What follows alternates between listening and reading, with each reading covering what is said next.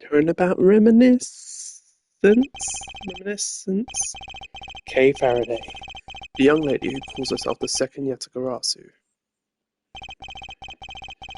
The piece of cloth that she conjured up has taken me back to many years ago.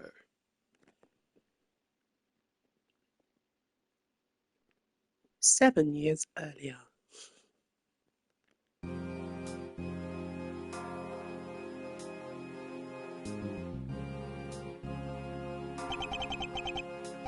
Yeah, that's right, I did it, I killed the guy. But it was the great thief Yatagarasu that told me to do it. I asked the defendant, just what exactly are you trying to say? Don't you get it? I know the true identity of the Yatagarasu. Yatagarasu. Yatagarasu is the man standing over there at the prosecutor's bench. Are you saying that I'm the Yatagarasu? Don't you dare deny it. You told me to kill him when you snuck into the embassy. Are you claiming that Mr. Faraday is the Yatagarasu? That's right. Mr. Rell, I think we've just had enough of you. Brother, please listen to me, I'm telling the truth. You've got to believe me. I'm sorry, I just made up their voices on the spot. I didn't even know what to do.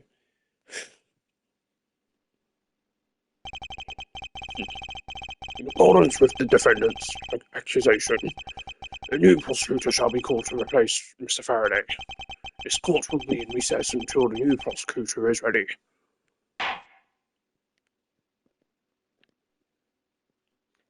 I'm the new prosecutor. It is me, hello. It's almost time for me to enter the courtroom. And so, it is that my first assignment as a prosecutor will be as a replacement for a prosecutor who has been accused by the defendant. Edgeworth, who's saying that? Oh, sir.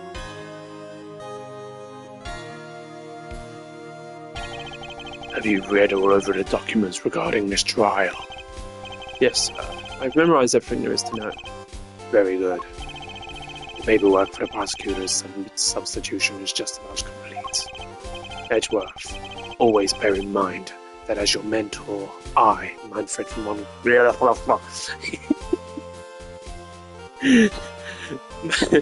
Manfred von Karma,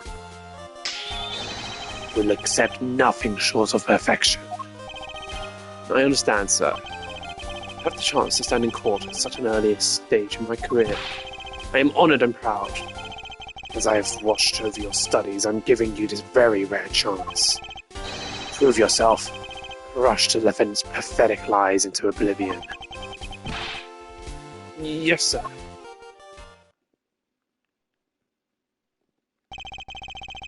That such a legendary prosecutor will be watching and judging my performance. I have to be perfect in every way. Oh, we're running around now. What am I supposed to be doing? I guess I'll talk to him. I don't know. Today's trial should have ended in just 1 minute. Because the defendant was picked up by the security camera, correct? Exactly. The killer had the gall to say that he only killed because he was instructed to do so. Even more outrageous is his claim that the case prosecutor Brian Faraday gave the order. Ha! Faraday's such a fool. He's been cornered by his very own prey. Sir, are you an acquaintance of Mr. Byrne Faraday? Is it Byrne? Byrne?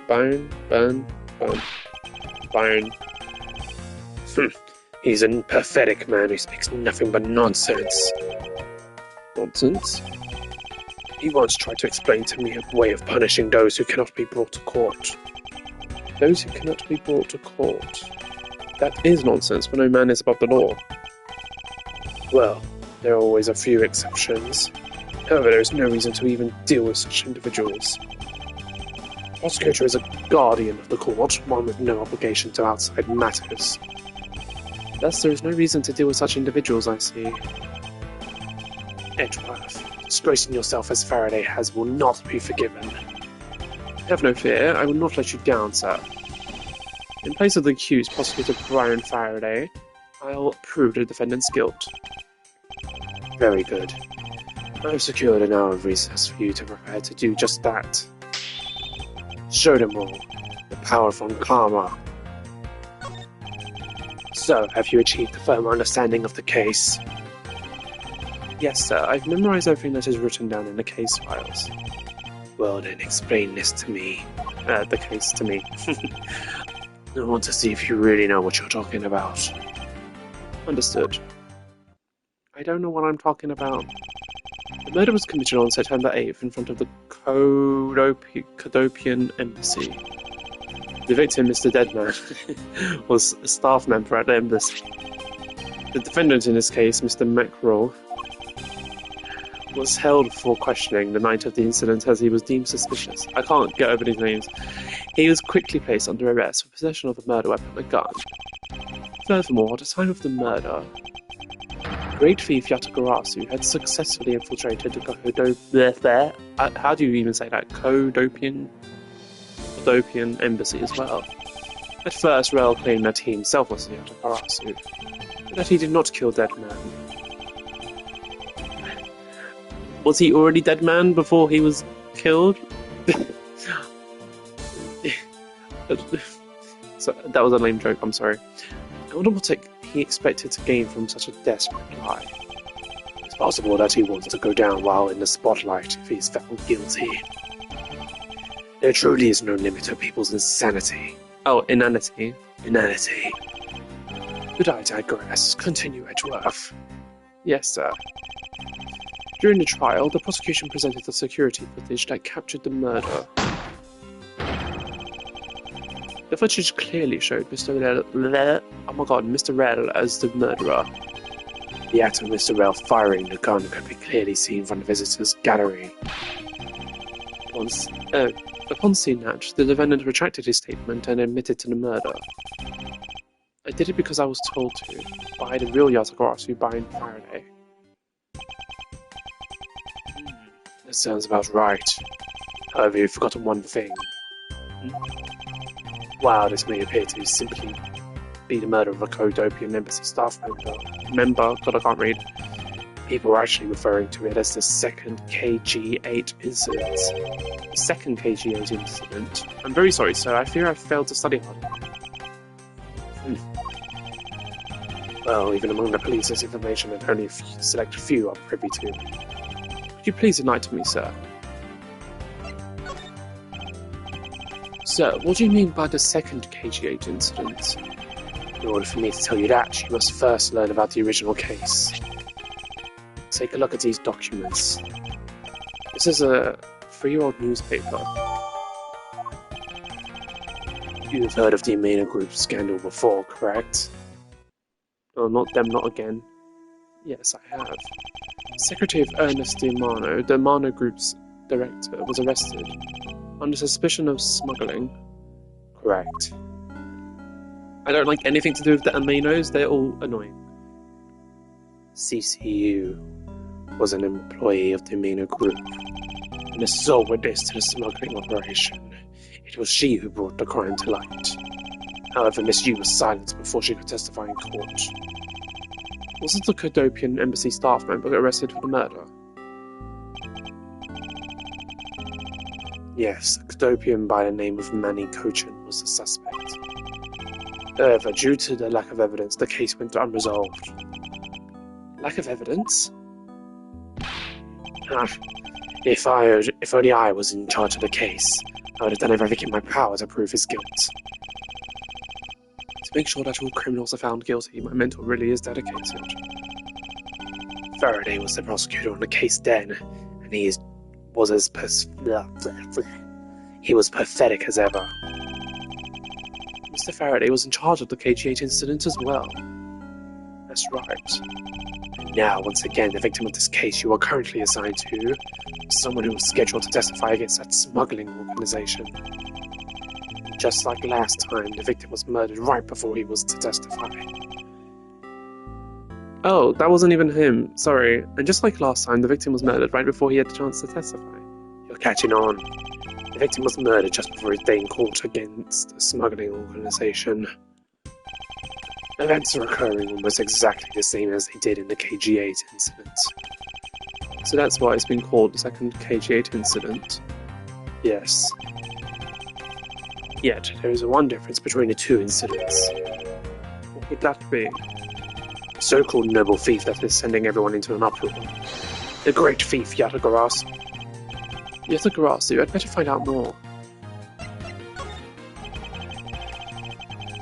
If it is true that the Yatagarasu showed up at the Kodokian embassy, what could he or she have been after? No doubt to steal any suspicious accounting records and release them publicly. Or more likely, to steal secrets from the Kodokian embassy itself, since the item that the Yatagarasu stole from there was sent to the police. What was it that the Yatagarasu sent to the police? No, I don't know the details. Anything related to the Yatagarasu is getting top secret treatment. Still, I find it very ironic.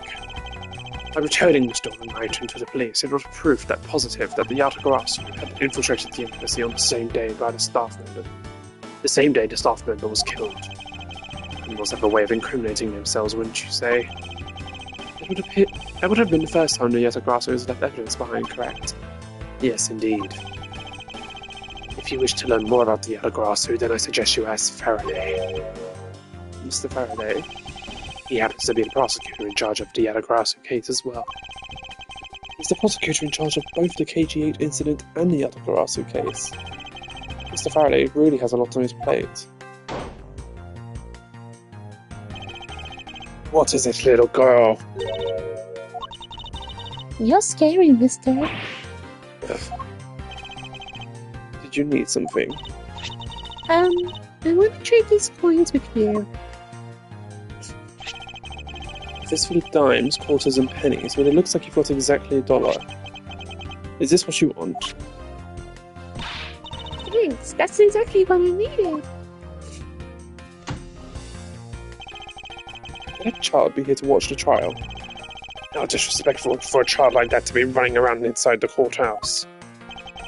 Does no one have respect for this country's judicial system anymore? You're one to talk, aren't you, Manfred? Paperwork for the prosecutor's substitution is complete. Why, do you even know how much time there is left before the trial resumes? I'm so sorry. I can have you mopping up the courthouse instead of protecting it in an instant. It's no bother, sir. Just being completely prepared could prove to be a perfect handicap for me. The proud one you are. They pointed at each other. You'd better collect the evidence from Faraday and prepare yourself. It's time for your debut, Edgeworth. I hope Faraday doesn't have any more lines, because I don't really know what accent to give that guy, or what voice to give him.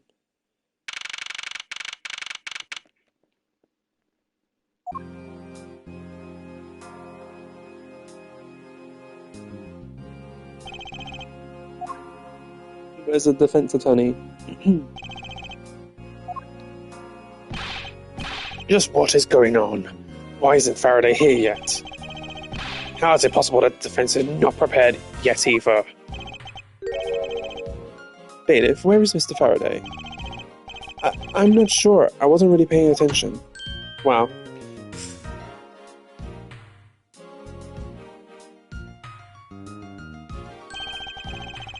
Ah, you must be one Mr. Van Commerce recommended. I hear this from your first trial. I look forward to seeing how you perform. Oh, by the way, was there someone celebrating a birthday during the recess? I could have sworn that I had a popper going off. Come to think of it, the other day with my grandson. Sir, it looks like the trial is about to resume. However, yes, it will be all but impossible to prove the witness a liar without the evidence from Faraday. What is the blasted buffoon up to? It's an emergency, sirs! No, it's Gumshoe. Silence! There shall be no yelling in this sacred hall of law. Bailiff, remove that man from the courtroom at once. Please, wait! You have to listen to me. There's an emergency. Defendant lobby number 2. Mr. Faraday and the defendant. The two of them, they're both dead, Your Honour. What? What? What? Look at Edgeworth running, so funny. Stay back. Ugh. No one's allowed on a crime scene, period. Just who does this oddball think he is? This is becoming quite the hotspot. Essentially, Mr. Rail's defense attorney. Hey you! No running in the hallway, pal! And who are you to tell me what to do? I'll never find out what's going on like this. It's time for some civil discourse. Only thanks. Bye, I'm leaving you, bitches. Bye. I'm joking. Young judges for justice. Excuse me, but who are you? Detective Tyrell Bad. Homicide. I was informed of the situation and came as quickly as possible. So how did you arrive and inspect the body before me? Faraday requested for me to testify in the trial. Plain and simple. Mr. Faraday requested that you be here. And I've already contacted HQ about the situation. I've got nothing to say to you, kid. Kid. I'm Mr. Faraday's substitute in today's trial. Therefore, I insist that you update me on the situation. I can't write down here. I have a right to know. Do I need to teach you a thing or two about how to talk to adults, kid? Is he threatening me? Is he going for his gun? It's just a mirror. How dare he trick me like that? Faraday was stabbed to death with some kind of blade, and he had a gun in his hand. The other man, Mr. Mackerel, was shot and killed. He was found holding a bloody knife in his hand. Was there anybody else who went to defend lobby number 2? Yeah, big low over there. His name is Gumshoe. He was in charge of guarding the place. He's claiming that no one else entered the room. If that's the case, then they must have killed each other, correct? Maybe. Such impudence! This guy's really testing my patience. Why was I not informed that you were going to testify in court? Homicides aren't my only gig. Yattagarasu case is also one of my assignments. So you were called upon to comment on the Yattagarasu's characteristics, in order to assess if Mr. Faraday really was the Yattagarasu or not? Well, looks like you might have a brain after all in that head of yours, son. Son, I'm not your son, Pops.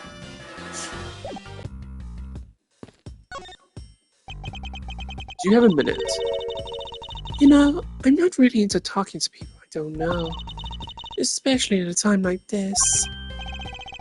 I apologize for not introducing myself before bothering you. My name is Miles Edgeworth. I was to take Mr. Faraday's place in court. Edgeworth, huh? Never heard of you. So, Faraday substitutes a newbie, huh? I'll have you know, madam, that I studied under Manfred von Karma. See, I can even do his pose.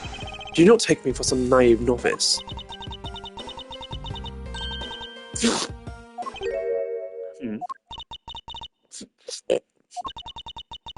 Do not take me for some naive novice?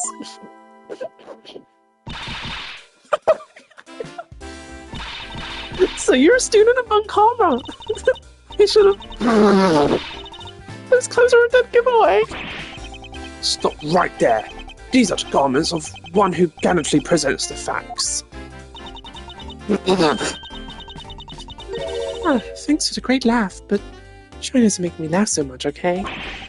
I wasn't trying to do anything of the sort. Just kidding. I was just goofing around. By the way, do you know who I am? My name is Callisto Yu. And if you're telling me the truth, then we were about to go head-to-head in court. Ah, but of course, I've heard much about you, Miss Yu. But of course, I've heard much about you. You're a regular Shakespeare. Did I say something funny?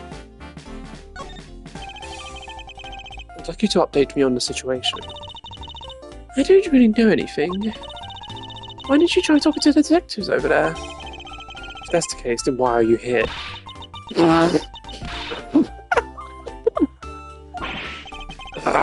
What's so funny? It's just the way you speak is so tactless. The person I was going against in court until only a little while ago was just murdered. It's not like I can go back into the courtroom pretending as though nothing happened. That's a good point. I apologize for asking such an insensitive question. It's fine. Don't worry about it. That was interesting. You. And you are? Who, me? Hey pal. It's common courtesy to tell someone your name first before asking theirs. Wait, take it. My name is Miles Edgeworth. I'm a district prosecutor. Prosecutor? I've never seen a prosecutor as young as you, pal. I've told you my name, now would you mind telling me yours? Detective Dick Gumshoe, and just recently I achieved my dream of becoming a detective. It's more than a dream, it's what I was born to do. Wait, maybe I should check and make sure I'm not really in some crazy dream first. This detective is entirely too excited to be at a murder scene. So, Detective Gumshoe, would you mind telling me what you know about the incident? You know, I don't have to tell you anything, right? I know that. But it would behoove you to fill me in on what you know. Well, you're a proud one for such a youngster, aren't you? Well, Detective Bad's the one in charge, so you're just going to have to ask him for all the details, okay? As for me, I was guarding the door to defend lobby number 2. So you were on guard detail. Did you notice anything strange while you were on duty? Well, I freaked out when I heard a gunshot, and then I kind of froze. You're a detective, and a measly gunshot scared you that much. Then again, I can hardly claim to not know what it's like to hear one at close range. Then City Bad came running to the scene. We went to lobby number 2 together, and both men were lying there dead. Is that everything? Yeah, that's it. I was in the hallway the whole time, but I didn't hear a single peep or struggle. Interesting. Other than the gunshots, he didn't hear a single sound of commotion.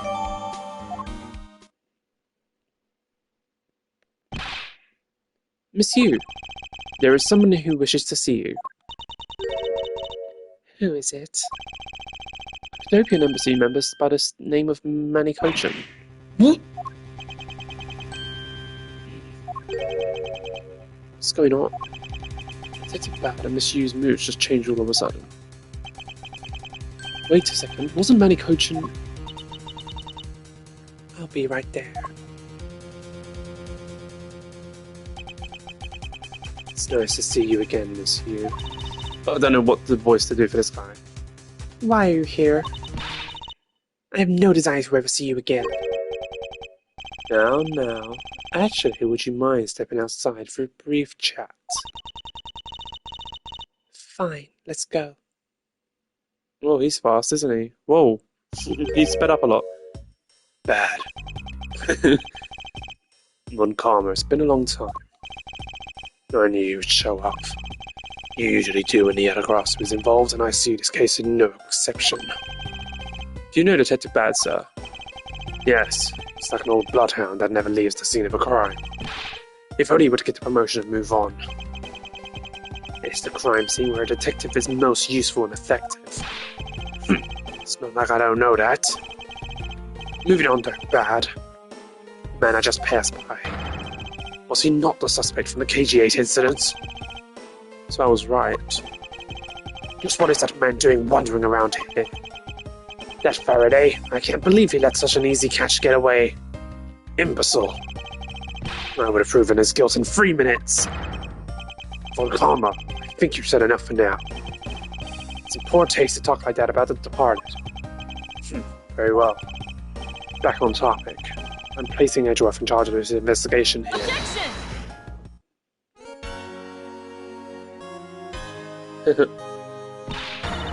Papa, how can you place him in charge? Francisco, what are you doing here? I'm here for summer vacation, what else? But there's so many voices I have to do in this one. Francisco von Karma. So she's here on vacation from Germany. She's the daughter of Manfred von Karma and a student of his, who's also a junior to me. You're the one who's a junior to me, and don't you forget it. Not conveniently avoiding the bar examination, are you? If you were able to pass, then I'll have absolutely no trouble at all. I'll never allow myself to lose to you, never. Why does she always have to be this competitive?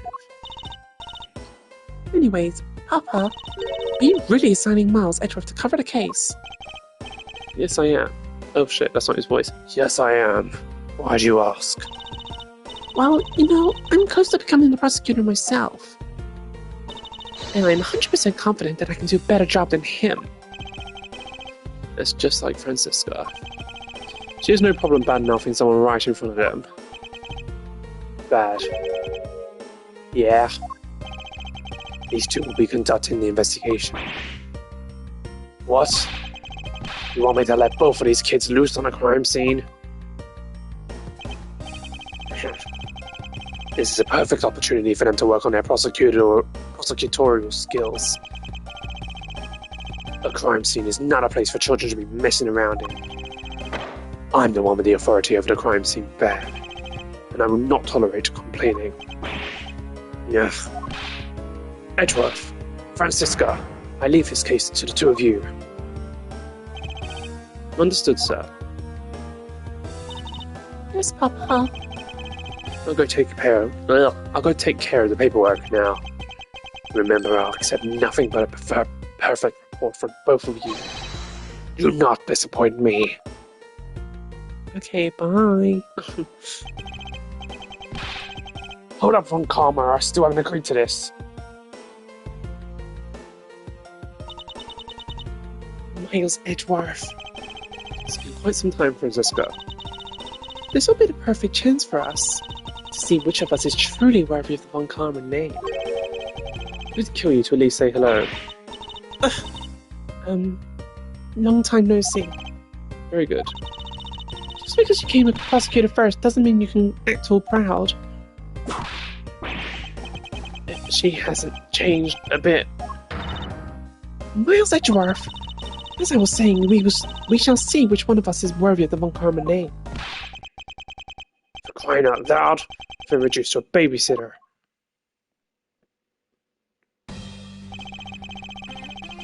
Looks like Mr. Von Karma was successful in convincing the detective. That's just like him, he never fails. No, I'd appreciate it if you could quickly run me through the facts, Detective Bad.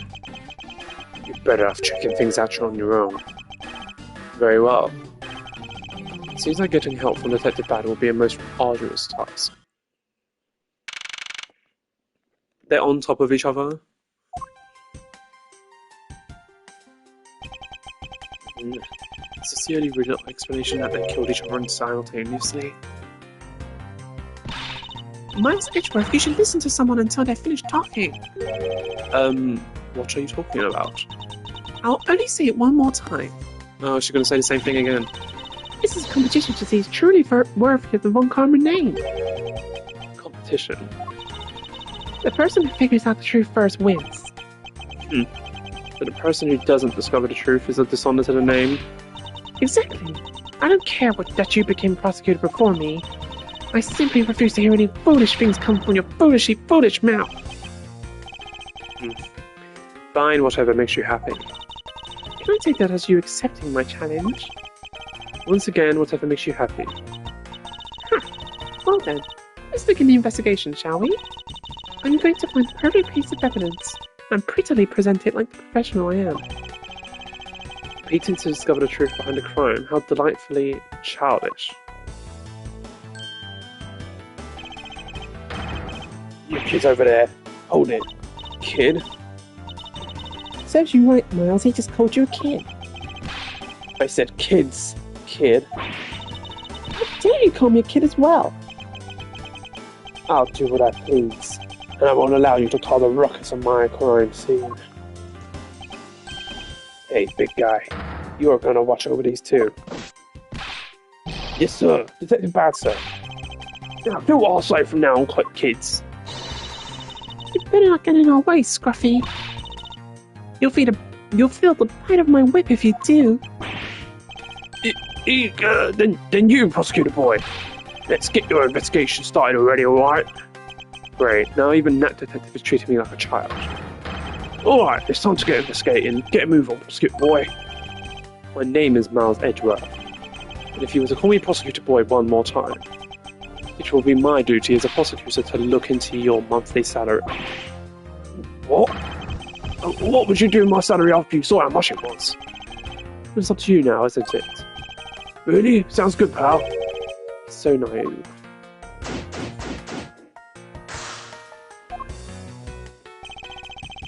Detective Bad may have a word with you. What is it? It appears that both a knife and a gun were used as murder weapons. Yeah, it does. It leads us to the first question of the investigation. Where did the men acquire their weapons? The gun was inside Faraday's bag. It was a piece of evidence that was presented in the trial earlier today. It was used to kill the Cadopian embassy staff member. But I never heard anything about that knife. Mr. Rell was being held by the police. There's no way he could have brought it in. Which means it's possible that Faraday had the knife on him from the start as well. Could it have been a piece of evidence that had yet to be presented? But then, why doesn't Detective Bad know about it? Wait, what if... It's possible that Mr. Faraday brought the knife in under the guise of prosecutorial evidence. He could have then brought it out and attacked Mr. Rell with it. Huh. Maybe you've got a brain in there after all, kid. Is he going to treat me like a child forever? Or so Mr. Faraday attacked Mr. Rell first, who then counterattacked. That's the only logical conclusion you can draw from a scene like this.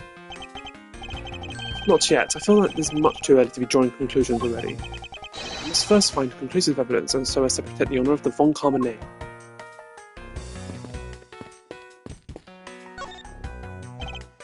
The window is open and there's a fresh flowery scent in the air. Ugh!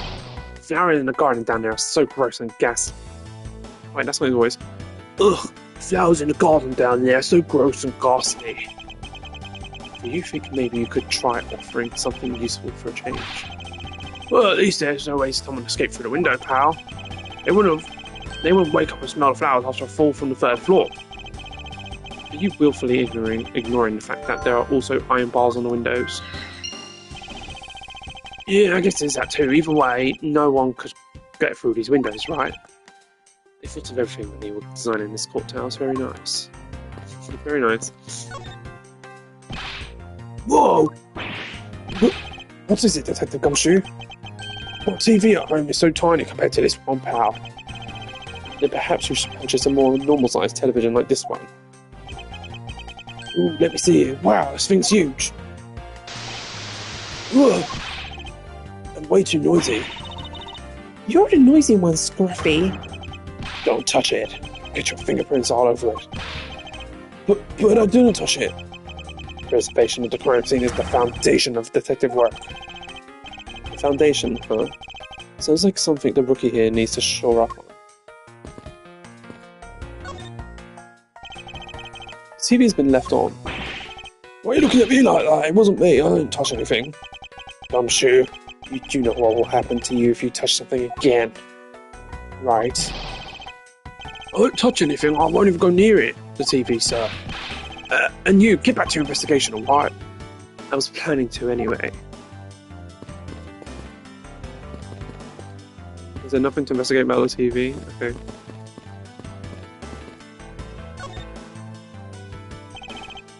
Looks like Mr. Faraday fell on top of Mr. Rell.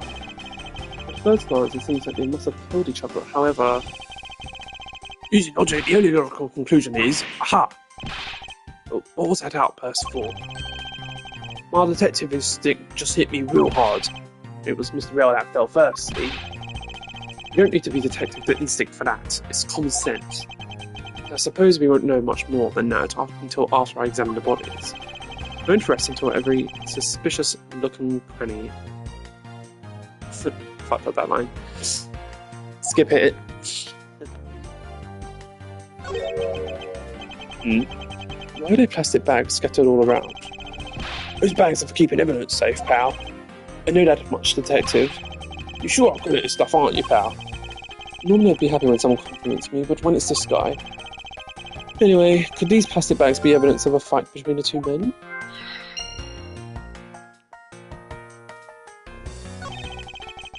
Looks like Mr. Rell died with the knife in his hand. There's some blood stuck on it. Oh, there's some blood stuck on it. Then he must have used this as a weapon. Yup, no doubt about it. Was Mr. Faraday carrying this on his personage? Did he bring this as a piece of evidence for the trial? Or did he bring it with a very different intention in mind? I should jot down some notes with it, about it.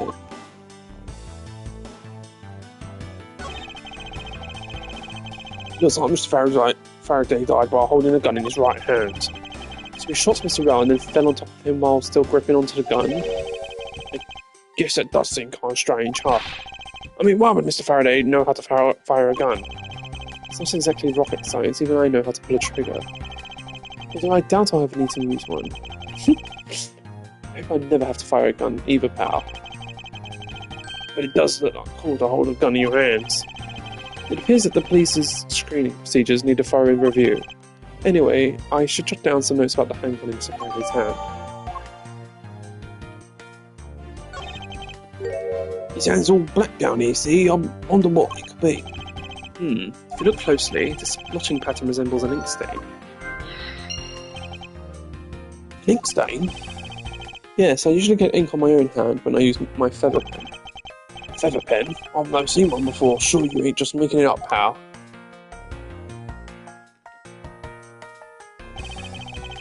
Mr. Rell's cause of death was being shot, correct? That's what we think, but it's hard to tell with him lying face down. It is bad enough, but it's truly lamentable that someone would try to hide the truth. Are you sure they were trying to hide something? I can't confirm Mr. Rell's cause of death with his body positioned like that. It's too bad. I'd like to examine the bodies in further detail if possible. What's this? You're not able to form a theory from them the way they are? I believe an examination of the bodies is vital to finding the perfect evidence, don't you? I suppose you do have a point. Well, hurry up and get on with it. Labby. Yes, sir. We'll take enough photos of the scene, sir. There you have it. Do you not approve? Of course not. What? Investigation of the crime scene is the work of a detective, so don't touch a thing. Hey, big fella, turn over the bodies for me, will you? Okay. Please forgive me, Mr. Faraday, sir. Gosh, you do not get emotionally involved, remember you're a detective. Yes, sir, understood, sir.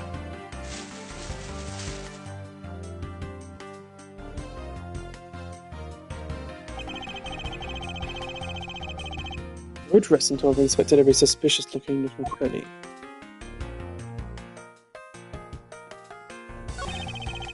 There's something in his breast pocket. It's a fountain pen. Hey, you know I always keep a pencil behind my ear. Just because Detective Bad is always telling me, you should always write your name on everything you own. Yeah, somehow you do strike me as quite a forgetful individual. It's a knife wound in his chest, you see. What if the wound matches the knife Mr. Rell was holding? Labby. Yes, sir. Verify now, sir. Make it quick. From the look of things, one could deduce that the knife Mr. Rell was holding is what killed Mr. Faraday. Shot in the chest. It takes some guts to fire a gun in a courthouse. I mean, I've been a detective for the whole week, and I still haven't fired a single round yet. There aren't any burn marks on his clothes. That must mean... Wait, burn marks? A round grows very hot as it's discharged from a firearm. Therefore, burn marks are usually left when the shot is fired from point-blank range. Ergo, Mr. Rell must have been shot from at least a yard or two away. Sure do know a bunch of neat stuff for your age, you pal. Apparently this detective has as much common knowledge as your everyday marsupial. Let us now try to understand how the two men died. First, Mr. Faraday took the gun and the knife as from today's trial evidence. Then he aimed the gun at Mr. Rell and fired. However, Mr. Rell managed to grab the knife and counter Mr. Faraday while being shot. Then the two men fell together where they stood. That is my theory in any case. What a crazy way to go. Still, something about that explanation just doesn't seem right. Yeah, it sounds weird. I believe I now have a firmer grasp on what happened here. Oops, I'm not trying to talk to you. Oops, I'm not trying to do that either. It's fine.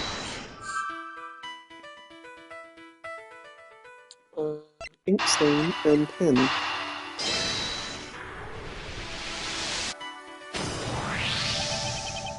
A splash on Mr. Faraday's hand. I wonder if it might be the ink from his fountain pen. Oh, let me ask the lab guy. Detective Gumshoe, I confirm that the substance on Mr. Faraday's hand is the ink from his fountain pen. I see, good work. Oh, you know, I've always wanted to say that, even if it was just one time in my life. Mr. Faraday wrote with his fountain pen in his left hand. I think it's fair to assume he was left-handed. It appears that Mr. Faraday's pen is very important to our case as well. Okay, if you say so, pal.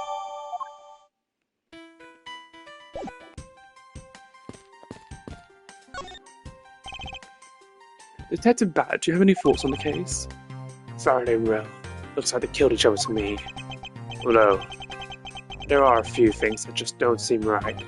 And what would they be? Why don't you try thinking on your own first before you bother me, boy? Now I've been downgraded to just boy. Alright then. There's some stuff in the bag, pal. I suppose this was Mr. Faraday's bag. Well, it's probably the evidence I was supposed to collect from him. This is the evidence? Oh, I better not touch it. I'd leave prints on it. Do you just not pay attention to anything you do? There are some plastic bags stacked up on the table. It's a tea set too, but there doesn't seem to be any sign of disturbance. Yeah, the table's all neat and tidy. Maybe they were super quiet in their scuffle. After all, I didn't hear anything from outside the hallway, you know. Maybe the plastic bags scattered on the floor are throwing us off.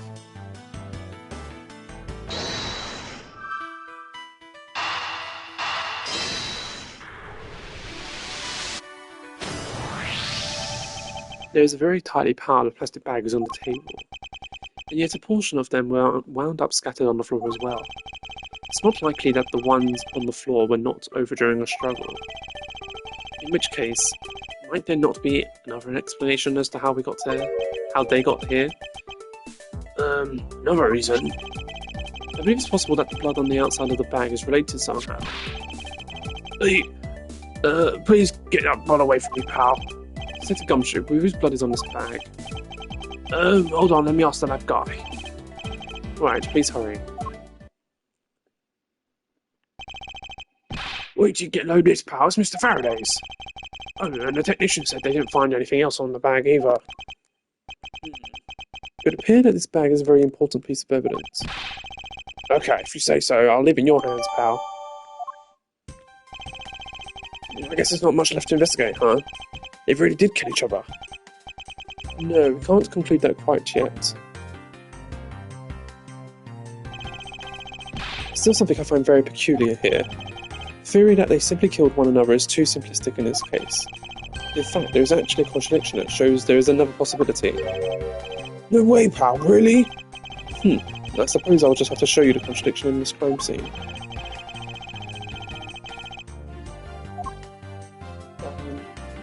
I have the gun in his right hand.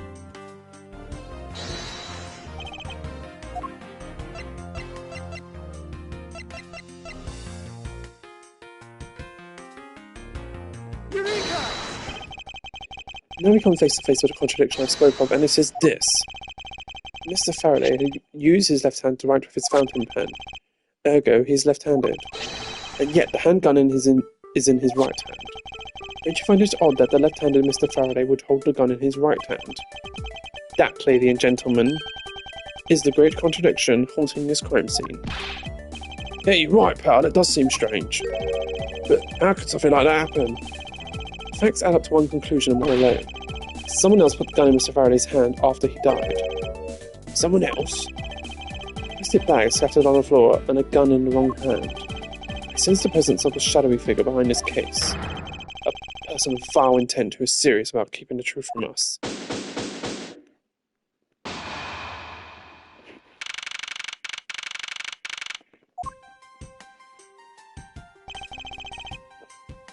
Here's the autopsy report. It is probable that Mr. Bell survived for a short time after he was shot. However, Mr. Faraday died instantaneously from his stabbing. Interesting. It looks like we now know everything we need to know about this case. Are you sure we know everything? Of course, the incident began with Mr. Faraday attempting to get his revenge. The prosecutor went into a rage from being accused and tried to kill the defendant. But the defendant fought back and they ended up killing each other. It's all very clear and simple. There is absolutely no margin for doubt. Do you really believe that to be the truth? Ha! Are you saying that just because I figured out the truth before you, that you don't want to believe it's true? Ugh. It's alright. If you disagree with my argument, then prove me wrong. Well, if there are any contradictions to be found, that is. Don't worry, I will.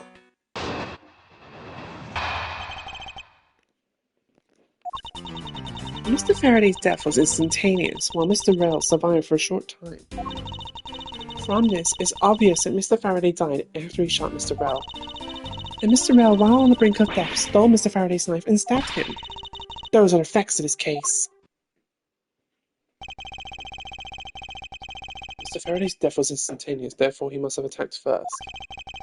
Proving that logic to be false is probably the fastest way to show her where she's wrong. In that case, I should first look for any holes in her theory.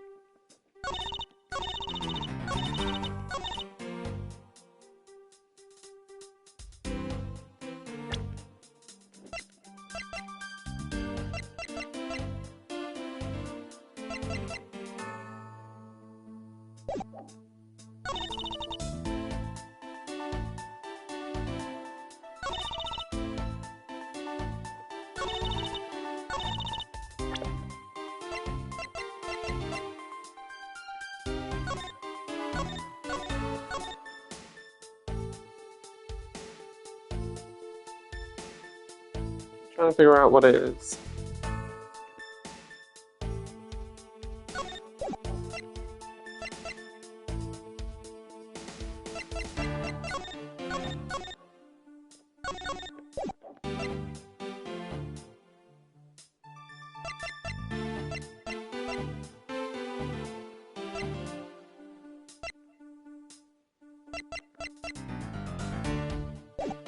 Maybe I should press, I don't know. Hold it! Do you truly believe that Mr. Faraday died instantaneously? We have the murder report right here. Mr. Faraday died instantaneously of shock due to being stabbed in the chest. There, you see, it's been documented clear as day. Ugh. Alright then.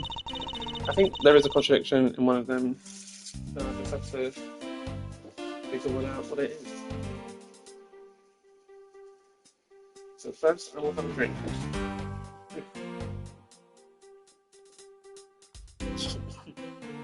Okay. Okay.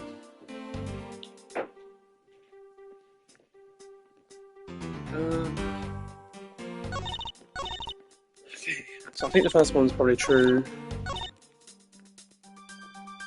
Stole Mr. Faraday's knife and stabbed him.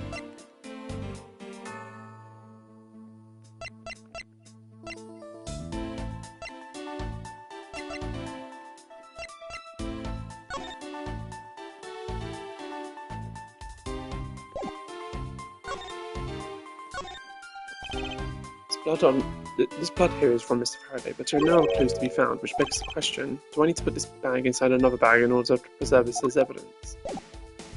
Probably.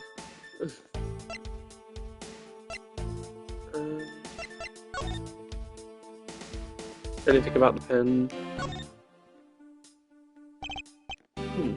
Seems Mr. Faraday was in the habit of using very nice fountain pens. That's the total opposite of me. I don't get these things at all. Well, I think the pencil behind your ear suits you just fine. Really? You think so, pal? Man, I knew it was worth something. It wasn't exactly a compliment, detective. It's just like a quality nib. Hey, let me test it out, pal. Oh, this really... got ink all over my hands. It's a gumshoe. Don't ever play with evidence like that again.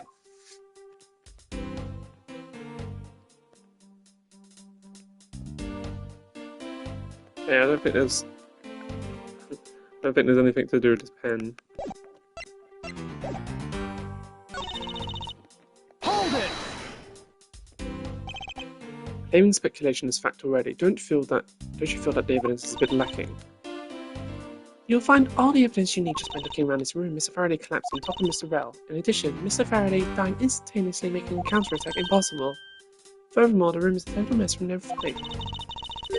I dare say there's more evidence here than you could whip at. Looks like she's becoming more and more confident. And looking at this place, she might have a right to be.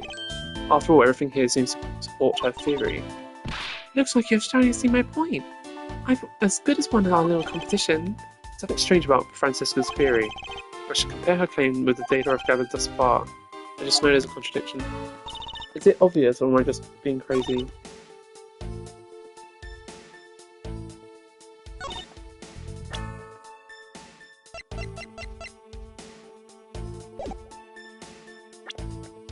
I can't even examine the knife.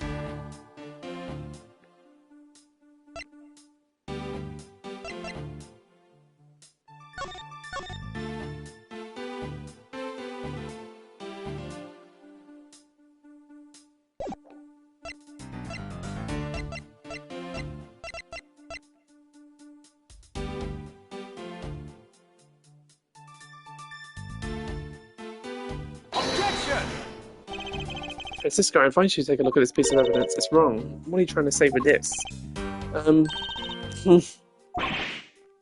Why am I missing the... Oh, I'm skipping it. Whoops. Hold it! So you believe that the dying Mr. Rell stole the knife from Mr. Faraday? Mr. Rell became desperate as he didn't want to die. Human beings can do amazing things when they're put to the test. So the two men struggled, and in the end Mr. Rell was able to grab the knife and stab Mr. Faraday. The messy condition of this room is a testament to their struggle. Yes, my logic is perfectly sound. Can you really say it's perfect? What are you insinuating? Nothing. However, I can't let what you said slide by without further inquiry. I must be clear and precise, so if you could append that statement to your testimony... They struggled, and Mr. Rell used the last of his strength to counter Mr. Faraday. They didn't struggle, though.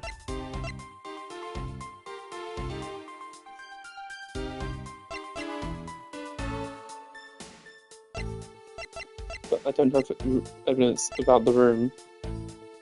Objection! Oh, they didn't hear sign of a struggle. Okay.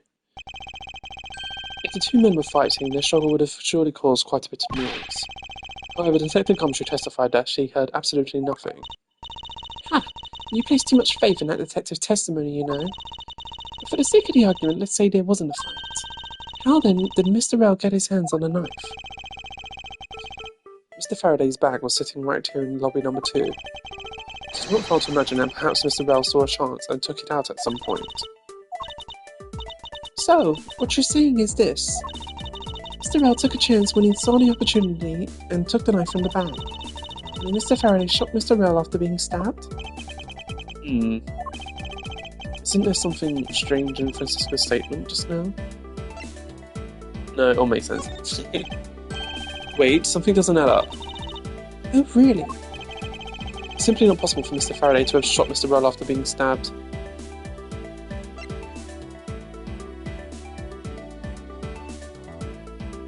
Mr. Faraday to have shot Mr. Rell after being stabbed because he died instantaneously.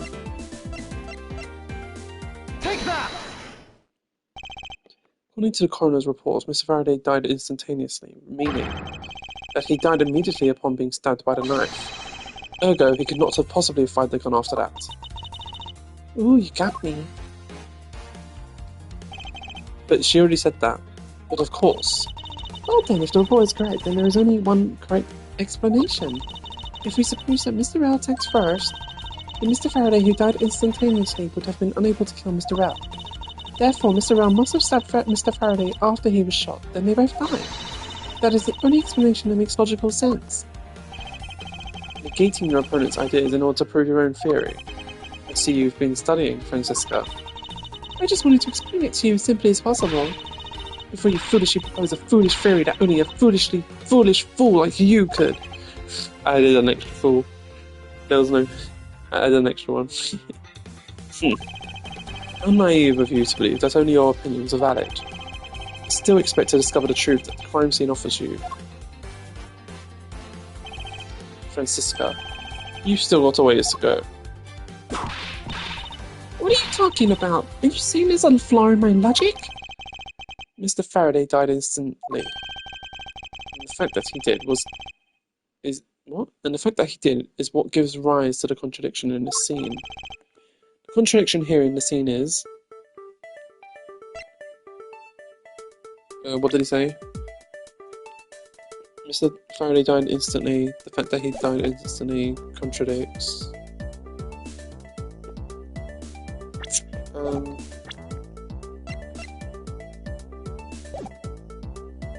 But what are the bodies found? Let me get this straight. What you are arguing is this. Mr. Faraday took the gun from his evidence bag and shot Mr. Rell. Then, the wounded Mr. Rell found an opportunity to take the knife and strike back. Upon being stabbed, Mr. Faraday died on the spot and Mr. Rell died after. If that's the case, then how do you explain this? Take a good look at the order in which the bodies are piled. No! Mr. Faraday's body is lying on top of Mr. Rell's, therefore... Mr. Rell must have died before Mr. Faraday. Impossible! Yes, I agree that it seems strange no matter what angle you approach it from. Which means that the real... I wasn't even finished thinking. The real mystery behind this crime scene that we must solve is... No! Not so fast, Miles Edgeworth. What now?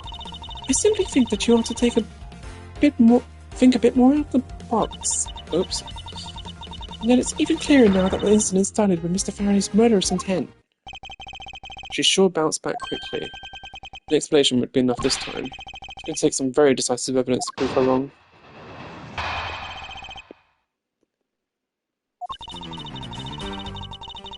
It was just chance that Mr. Faraday's body fell on top of Mr. Rell's. The two bodies fell into a pile, which indicates that they attacked each other at the same time. It really doesn't matter in the slightest that they fell in the opposite order.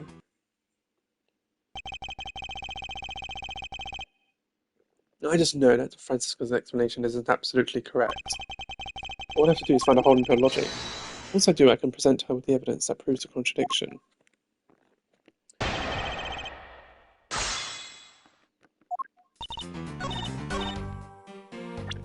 What does this say? There's no gunpowder burnt. So they couldn't. What? Okay, maybe I was wrong.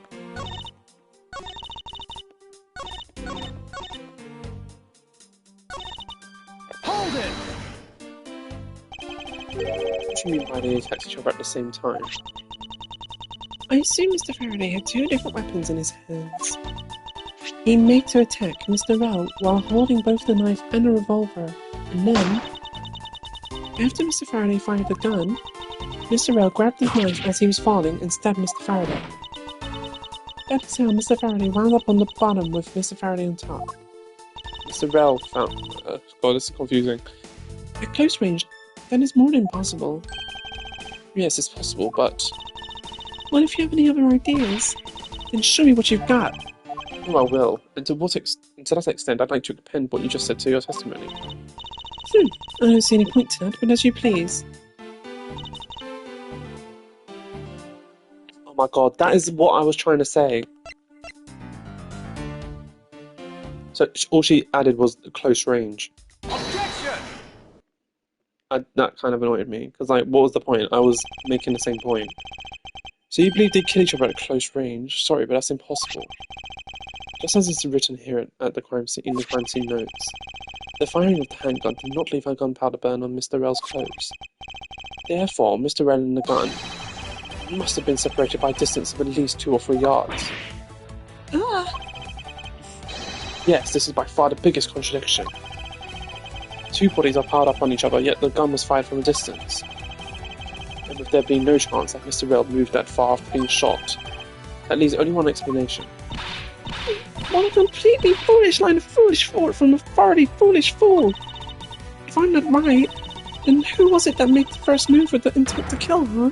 Who? The person that attacked first with murderous intent, that would be... Mr.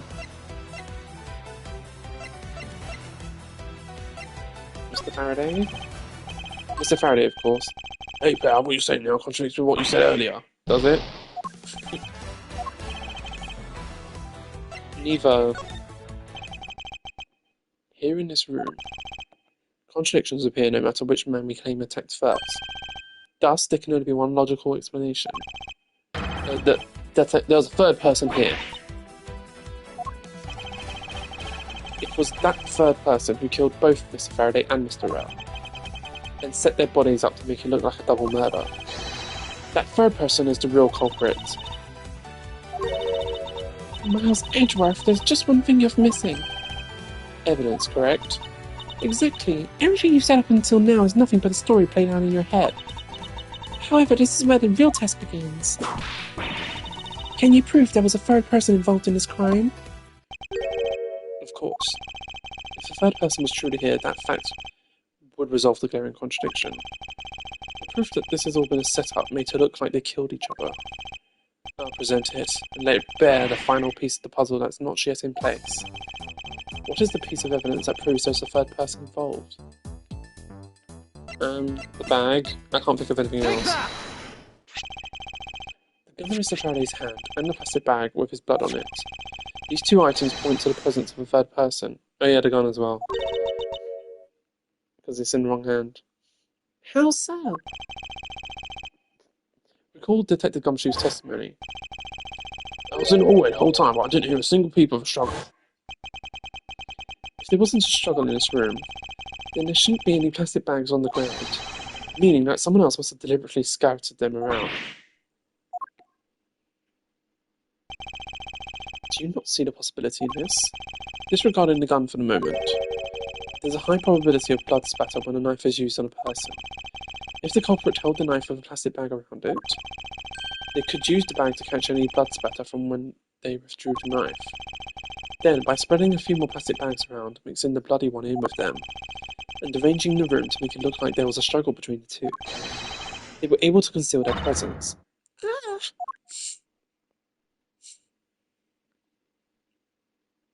Also, the gun's in the wrong hand.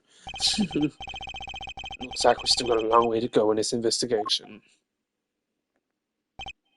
Yes. Objection!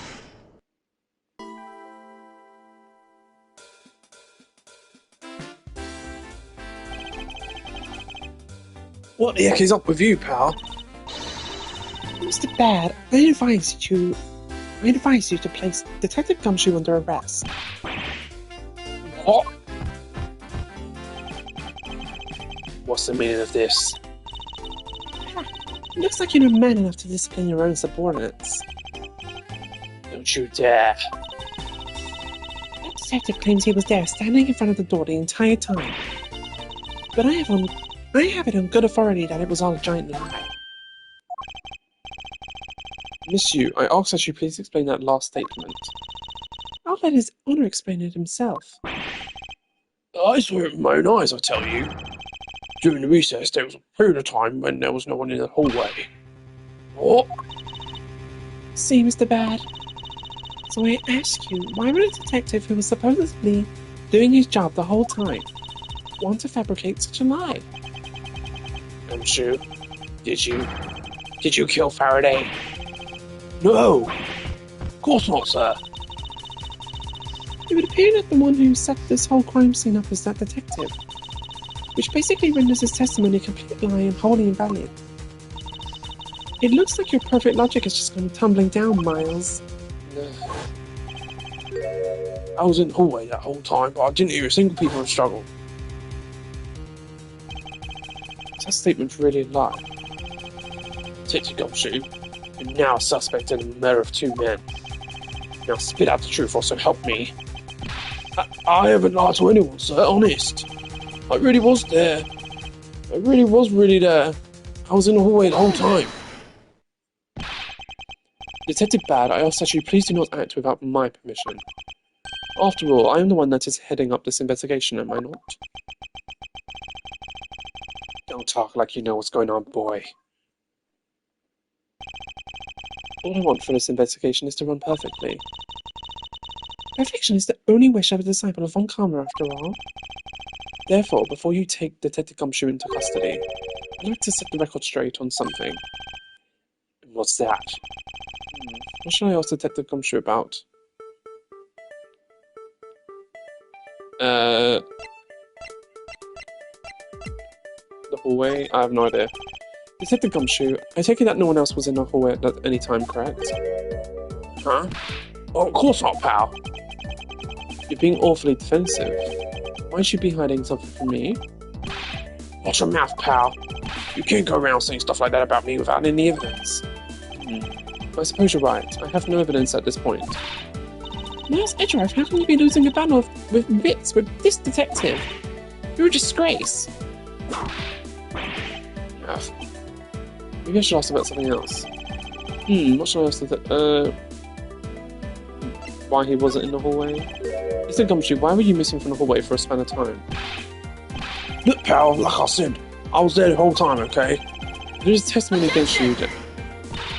Miles Edgeworth, why are you wasting our time with a completely useless question? I'm sorry. The only logical reason as to why he was absent is that he was busy committing the crime. Anyone who says otherwise is a fool. Oops. Maybe I should ask something else. What motive? I suppose the one thing I'd like clarified is Detective Gumshoe's motive for committing this crime. Motive, huh? Gumshoe, you got a grudge against Faraday or anything? No, sir, not me. Not a single bad thing against Mr. Faraday, but, sad fact. Objection! You really have a problem with lying, don't you, Detective Gumshoe? I'm telling you, I am not lying. The more unnatural you act, the more suspicious you become, you know. If you want a motive, Edgeworth, I have one for you right here. Could you please share it with us? However, be forewarned that I won't hesitate to object to flights of fancy, because all I'm interested in is this perfect explanation. You're so serious, aren't you? Fine. You amuse me, so I'll humour you with a little courtroom practice. Gumshoe's motive. It was about a week ago. I saw the detective getting chewed out by a livid Faraday in front of the precinct. He stood there super pale as Mr. Faraday yelled, "That's a salary cut for you, you nitwit." A brand new detective suddenly getting a salary cut. That's reason enough for a grudge. Well, how's that for the perfect explanation? You totally misunderstand me, pal. No matter how mad I get, I can never hold a grudge. Quiet. We can trust anything you say. Sir. There's nothing wrong with the motive she proposed per se, but there are some gaps in her logic that need to be filled in. This used perfect explanation may not be so perfect at all.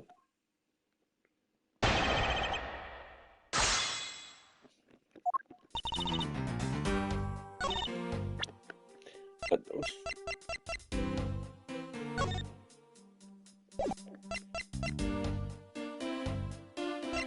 I don't know how I'm going to be able to present evidence.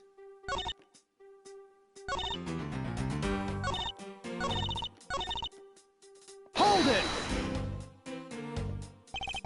You just stood there watching this unfold in front of you? Yeah, I have to say it was really enjoyable too. But that's when I saw Detective Gumshoe earlier and I knew to stay clear of him. No way. I thought it was because I had something stuck on my face. But you do! Huh? What have I got stuck on my face? It's stuck with your eyes, nose and mouth. Oh, and those ridiculous eyebrows. Huh? Oh man, messing with your head is just too much fun. Miss you, if you don't mind, I'd like to return to your testimony now. Sure, why not? Well, Hold it! Mr. Faraday was upset. Yeah. You know what else? Mr. Faraday isn't exactly known to get angry often. There he was, totally beat red in the face. Damn. And the offending detective just stood there pale as a ghost, like he was about to die. Just like his face is making now, right? I'm completely innocent, I'll tell you. Poor man.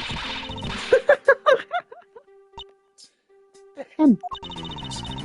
It was quite the scene with the detective.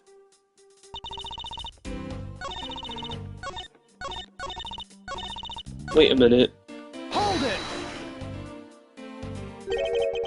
A week ago, then you and Detective Gumshoe are acquaintances. No way. I only met him in person today. Then how did you know about Detective Gumshoe? Oh, I've seen him around before.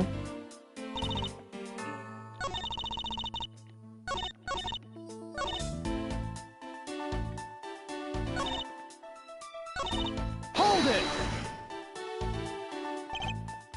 It's kind of new detective salary right off the bat. I'm not really familiar with the way you guys relate. But is that a common practice? Speaking of cutting my salary, didn't you threaten to do that to me earlier too? Well, I suppose I did.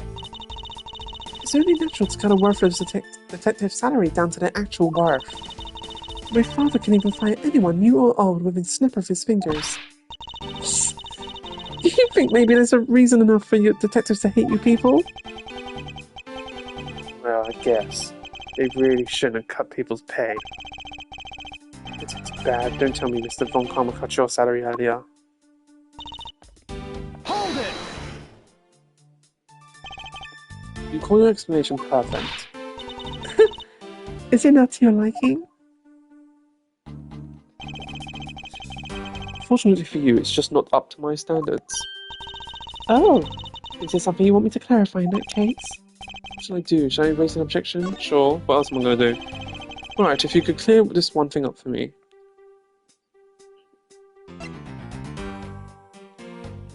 Their relation... I'm confused.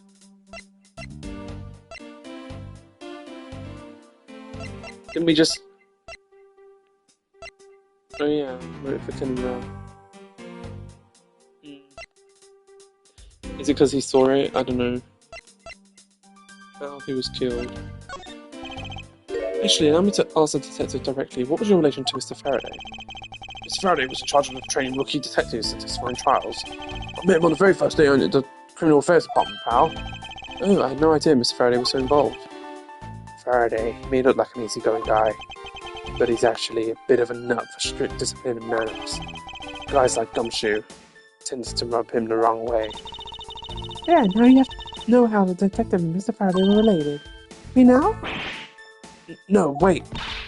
You said you only had one thing to ask, right? Please allow me to ask one more thing.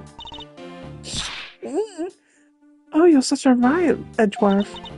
Poor baby. Tell you what, I'll let you have another go. How's that? Right. How he was killed, I don't know. You still have explicitly... I've got it wrong again, haven't I? How he was killed. Don't you see now already, Miles? Mr. Faraday was stabbed to death with a knife. No, not that. What I meant to ask was, how were the two men killed when they were in the guarded room? We're going to find out very soon from Gumshoe at his interrogation boy. Oops. You're such a riot, Edgeworth. Poor baby. Oh my god. No! Objection! I didn't need to pick it again. Oh my god. And now this bitch is laughing at me. I understand Detective Gumshoe's potential motive for killing Mr. Faraday. However, what about his motive for killing Mr. Rel? His motive for killing Rel? I wouldn't know. If there was no clear motive for both of the murders, then I doubt this incident would have occurred, wouldn't you agree? Is there anyone else who might have had a grudge against either of the two men? Or should we look into that ourselves? Oh, in that case, I have absolutely no idea. What? That's impossible. She must know something. Wait! Can you please not glare at me like that? It makes me laugh. Didn't even do anything and you're already laughing away.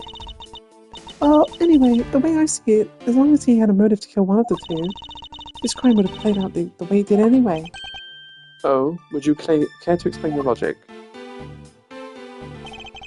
This time, please try to provide a truly perfect explanation. Perfect this, perfect that. Stop being so uptight, or is that a requisite trait for being a bon karma? Miles Edgeworth, I demand you that you shut this rude woman up. I wish you'd both be quiet for just 1 second. Oh well, I guess I'll just have to explain it to you kids. There's no one out there with a motive to kill both Mr. Faraday and Mr. Rel. All you really have to establish is that someone had a grudge against one of the two men. Mr. Rel, who happened to be there, became a witness to Mr. Faraday's murder. Therefore, he was killed out of necessity, set up to look like they had killed each other. That's what I said. I wonder if that's really true. Is there no one out there with a grudge against both men? I should take another look at the evidence from this morning's case. The second KG8 incident, as people are calling it, involving an embassy staff member, and the two men who both wound up as suspects in the case. Is there someone else I'm overlooking who is somehow related to them? Hopefully I don't mess this one up.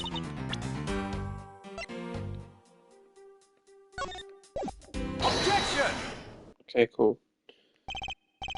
Mr. Yu, I believe there is someone you overlooked in making your statement. Or rather, is it because you'd rather not bring this person up? What do you mean? You're looking for someone with a reason to kill both Mr. Faraday and Mr. Rel. I can think of at least one person that fits the bill. He was a suspect in the original KG8 incident, and a member of the Kodokan embassy staff, Mr. Manny Cochin.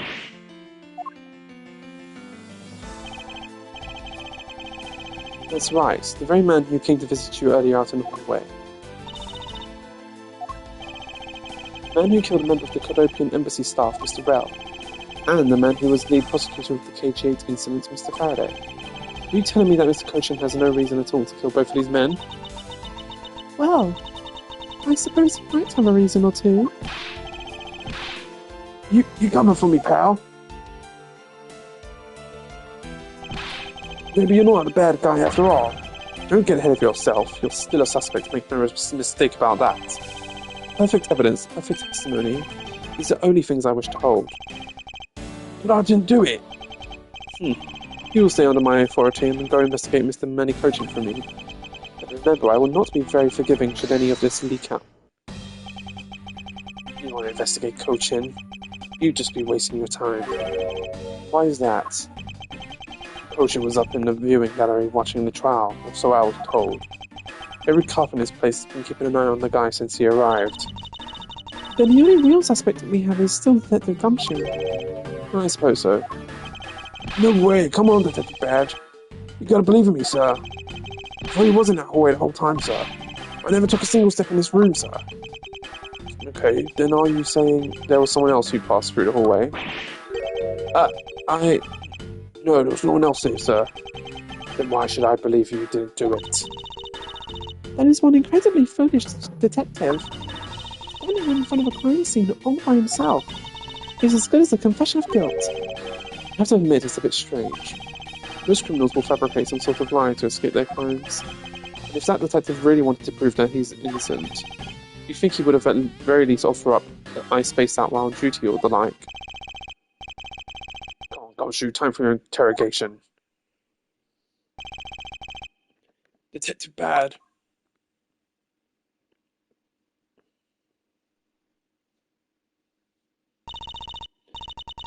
Miles Edgeworth, I'll go ahead and report this to Papa. And that, as they say, is that. Right, everyone?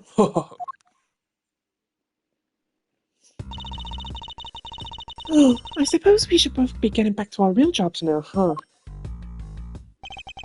Before we do, Miss Yu, there's something I'd like to speak with you about. What is it? Great. My voice is killing me.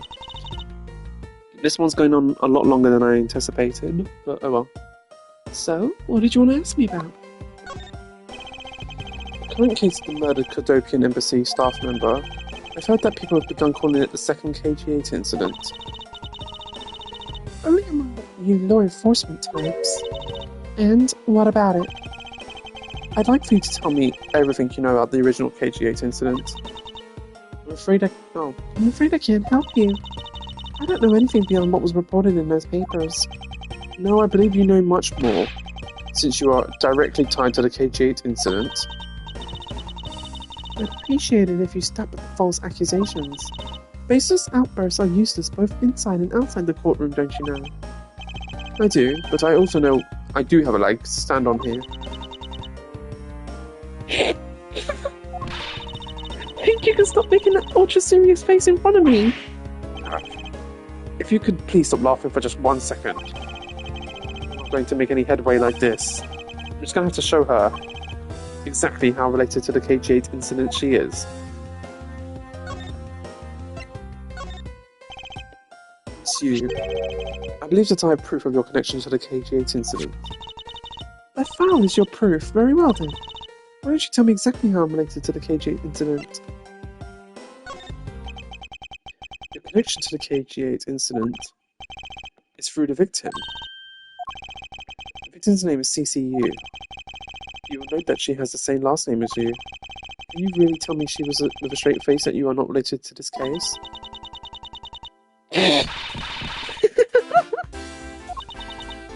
Sorry, but we're not related. What? Just kidding. You asked that question with such a serious look on your face. I couldn't help but...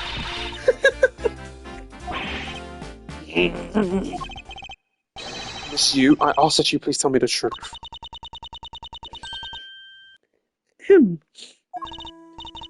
Alright, I'll tell you everything I know. As you guessed, the one who reported the smuggling activities of the Amena group was my sister CCU. As I thought. And she was killed right before she was to testify at the impending trial by Manny Cochin. But because he was tried once and was acquitted, he gets to live out the rest of his cushy life completely carefree. Not because of a lack of evidence. No, I heard that the evidence to convict him did exist. What?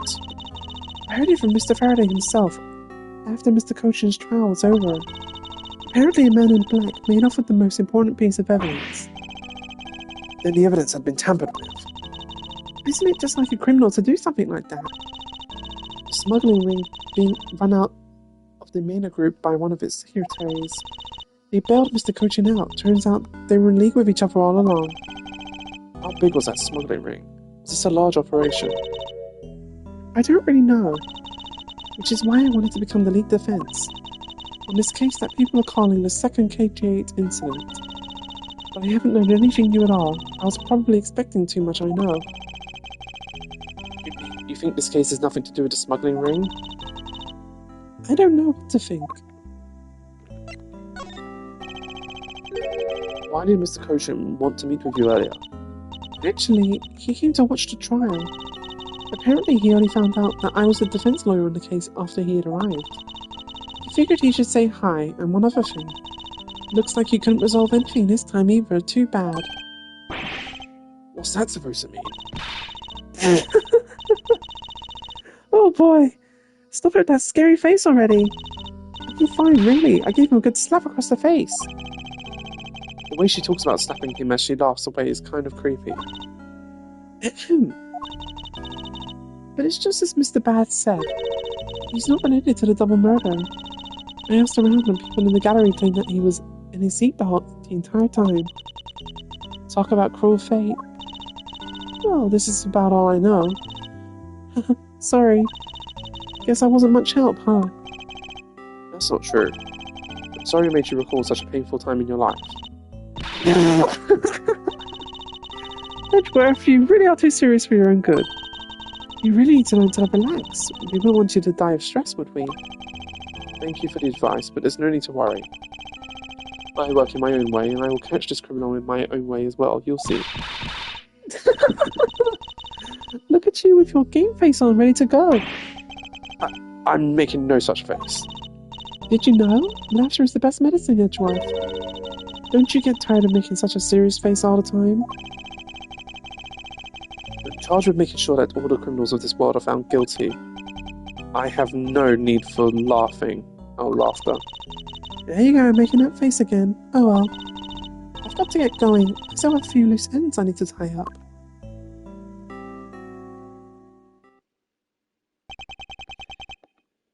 The KG8 incident and this murder investigation. It is my belief that these two cases are related to each other somehow. Plus that Detective Gumshoe, it's obvious he's lying, even though the lie is hurting his chances.